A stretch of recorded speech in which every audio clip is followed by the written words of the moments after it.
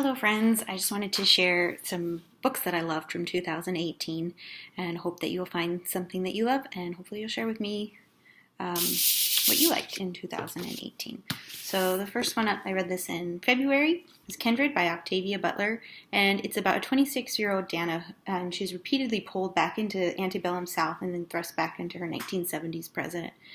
And I'd been hearing so much about Octavia Butler, but when I picked this up, I was not prepared to be just completely engrossed by it.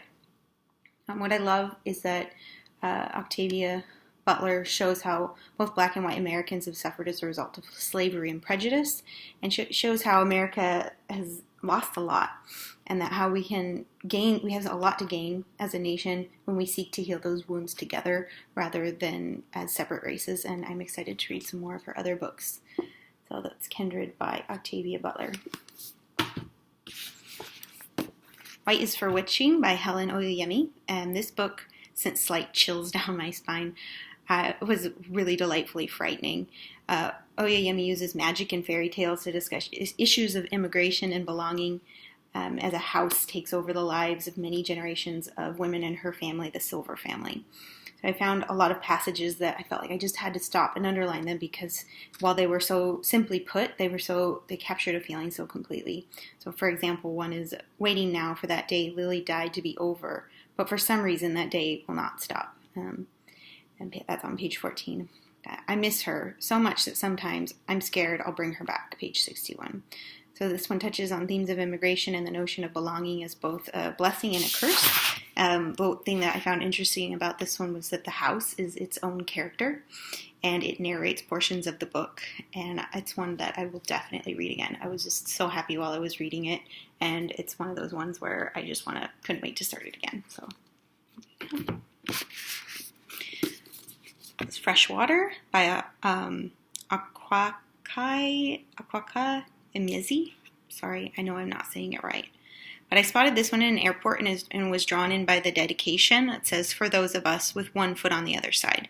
And it reminded me strongly of The Famished Road by Ben Okri and the world of spirits that he created in that book, interacting with the living. The main character, Ada, is a spirit child, and the spirit or spirits inside of her are aware that they're confined to a mortal body.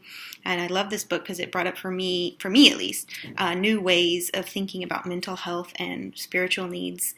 It's not a straightforward story, but I enjoyed it so much, and it's definitely one of those ones to read several times, but I definitely recommend this one. The next one, I don't have a copy of it with me. It's Melmoth by Sarah Perry. I think it was stolen in a batch full of books that I had sent to the house. It was a box full, and it came with only 3 books. I'm like, I know I put more books in there, but maybe it disappeared in my luggage somewhere. I'm not sure. But Melmoth by Sarah Perry, I was skeptical when I first saw this book, even though I felt really drawn to it, because I wanted to love her previous title, The Essex Serpent, but I couldn't get through it, couldn't finish it.